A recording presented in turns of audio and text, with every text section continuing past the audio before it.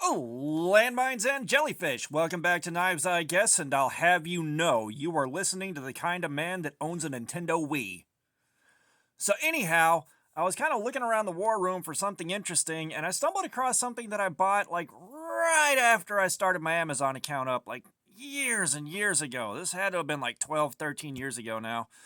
And this is the kind of thing you buy when you don't know anything about knives. And I knew knives existed and I knew a little bit, but I would see the price tag on something, even budget, like 35, 40 bucks. I'm just like, oh no, that's too expensive. No, thank you. So I'm looking around for other stuff and I stumble across this from the whole zombies are amazing phase of humanity. And I grabbed this thing and I was like, I'm going to use it for so many things and go play in the woods with it. And as you can tell, it has never once been used. I think this was like 12 or 13 bucks, but because this is so far back in the Amazon history, I can't actually look it up to tell you what I spent on it. I can't even find another one on Amazon to tell you what they cost now. It's kind of like the machetes that I have. I'm going to play with them so much in the woods. And one of them has seen use and it's tasted blood, and now it wants more. So this is definitely the kind of thing that, you buy when you're 12 or 13, or you buy when you don't know a whole lot about knives. And honestly, I was quite emotionally stunted, and I saw that and I went, oh my God, that's amazing! And went ahead and bought it. Um, to this day, I don't know exactly why I bought it, but it's here. And, of course, you got a fixed blade, you got a cleaver style, and that was part of it. I figured it'd be a bit chunkier, but that is a fairly thin piece of steel. I don't know how much abuse this thing could actually taste. I need to send this to Scab or Joe X and see how much fun they have for the 30 seconds it would last. I'm not actually going to do that, but that would be fun to give them one of these things and let them have at it. I'm pretty sure you got like a stick tang embedded in a handle in a much cheaper version of what they do with the Mora knives. The Z Hunter thing on it is kind of entertaining. Let's see what we got. ZB148 stainless steel custom design made in China. So stainless steel. It don't say nothing else. So this might be like the old surgical steel from back in the day when, surgical steel was the cheapest thing you could get. So I grabbed it and I was like, you know what? I'll do a video on this. I got an idea for it. And I figured, it was going to be dull as hail. But, let's see if we can pop some hair off. It's definitely not shaving sharp, but, I grabbed a piece of copy paper and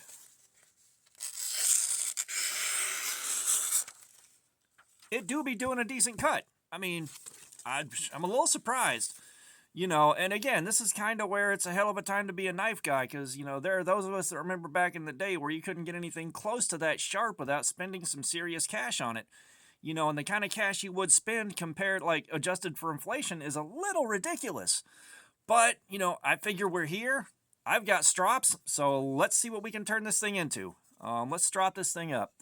And, that's one of those things that I've talked about before is for the longest time, I would suffer from sticker shock from even basic budget knives. And even now, given that, money isn't my best friend at the moment, I still will recoil at like a $45, $50 knife unless it's something I really, really want, which is how we wound up as this being a bottom feeder channel just looking at the ultra, ultra budget knives. So, it's not like I've got some nice knives, don't get me wrong. Not a ton of them, but I have some that are, nice $100 plus knives, which for me are nice. For some people are just like, yeah, that's budget. That's budget. So, that's kind of how we wound up at being a bit of a bottom feeder on the channel. Let me see how I can hold this to really get a good drag on it. You know what? We're just going to do this.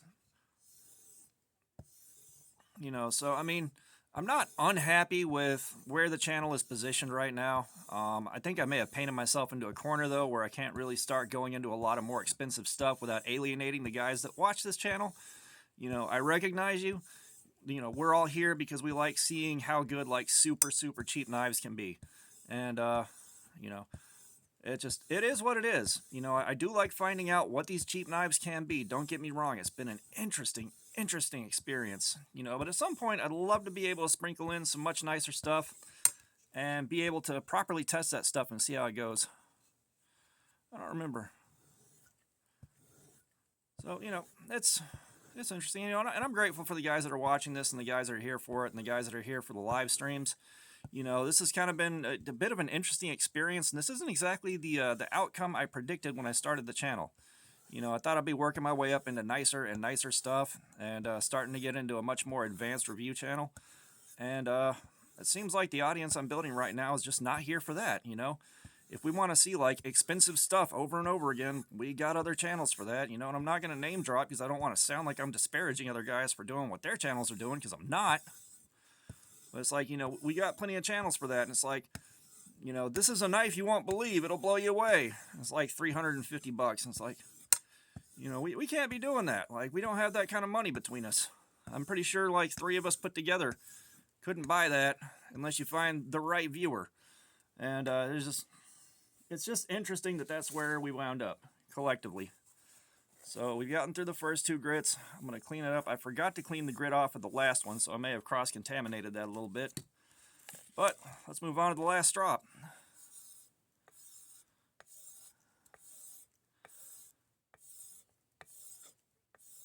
But yeah, so I mean, to sum all that up, I am very grateful for you guys, and I'm not mad at where the channel has ended up right now.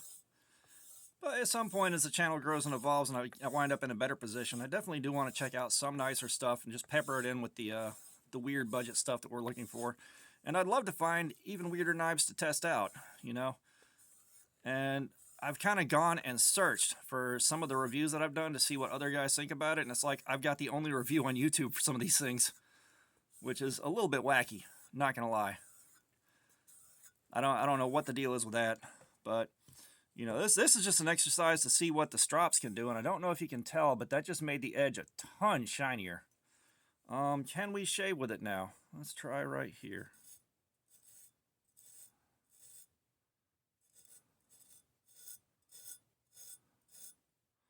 Okay, so it is shaving, just a little bit. It's a lot sharper than it was. Let's check out the copy paper.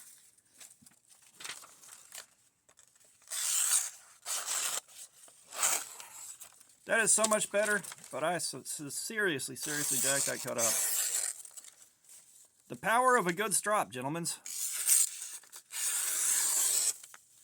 Yeah, like you get you a good strop set up and you can do wonders without even having to take it to stones or take it to a grinder, nothing. I guess let's try some of the difficult to cut paper. I'm going to run out of paper to cut here at some point soon. Okay, I got to buy some more. Come on. Yeah, so that's the power of a good solid strop. Like, I'm still being surprised by it, but yeah, a good strop can definitely save you from having to sharpen a lot of your blades for a lot longer. You know, and I didn't think that much of strops until I started really playing around with these things. So, yeah, this is just a quick look at something I bought when I really didn't know enough to know enough, and it's a little bit of silliness, and I kind of want to put it through a live stream slaying cardboard with it just to see what it can handle, and I kind of don't want to because I can't find another one of these, and I do kind of like the goofiness on it. Oh, gee, that's a tough call to make. I'm sure I'll decide at some point. I'm just not 100% certain right now. It's been around for a long time. I already know this paint's going to wear off, and we're going to be left with something that looks like absolute garbage. So I don't know if I really want to tear it up. But that's this thing. That's just a weird decision I made many years ago. Thanks for looking at my crap.